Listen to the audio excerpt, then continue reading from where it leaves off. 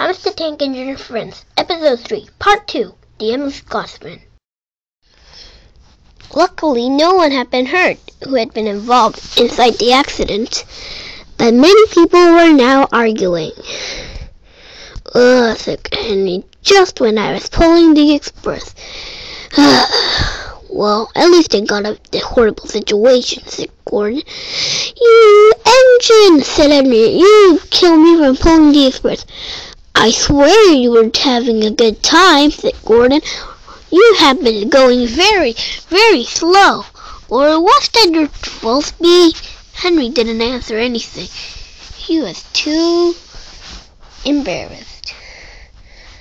Not long after, Flynn came upon them.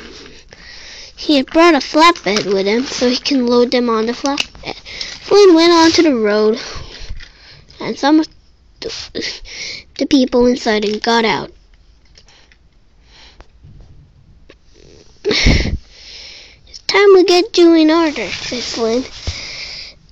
And with that, he lifted them on the flatbeds. "Well," said Flynn, "it's time I take you away, Henry."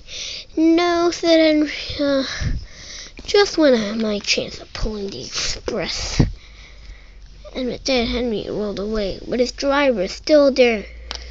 He, along with his fireman as well, he had to help Gordon on, while Flynn took Henry away. Unfortunately, because of this, there was no engine to pull the express. "Jeez," said Gordon, "who'll pull the express?"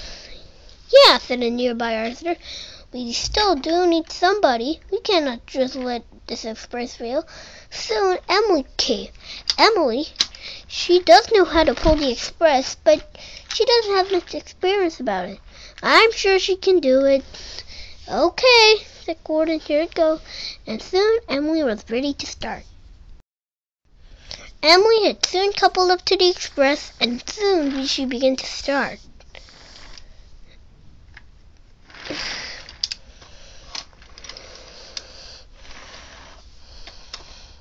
Emily puffed and puffed, the hardest that she can ever go.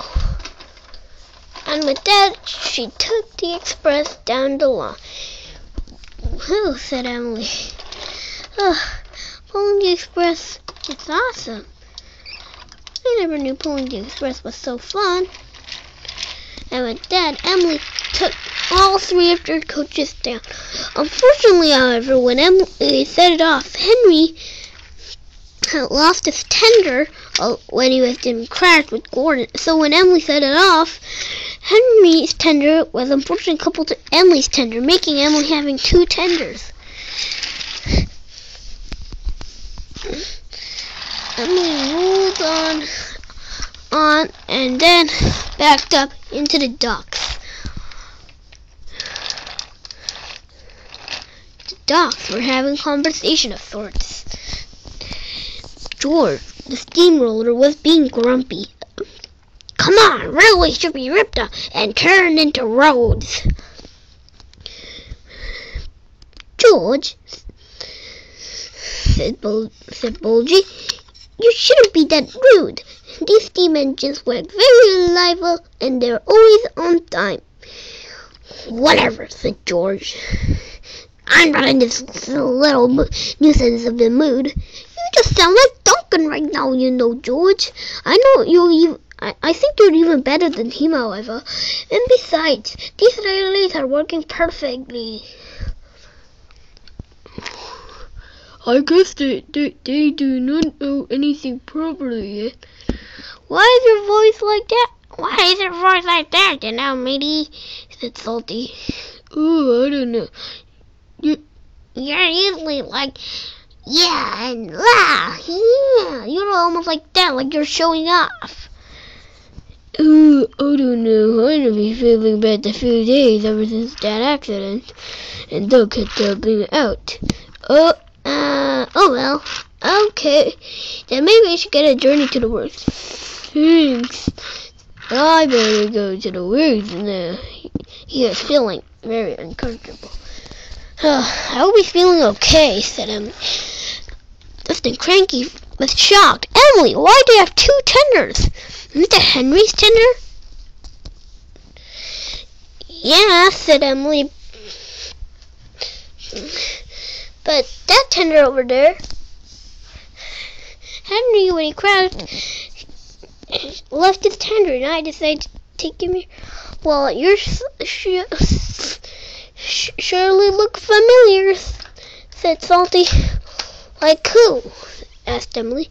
You're surely like, said Salty. And oh, then please, Salty, not one of your tales again. And not my tale. It's the engine who invented soda a long time ago and is now as Gordon's brother. It is now known as the Flying Scotsman. Oh well, said Emily. I guess I'm now the Emily Scotsman then. Gotta leave. And with that, Emily puffed away, feeling proud to herself, just as the Flying Scotsman, which she now is, the Emily Scotsman.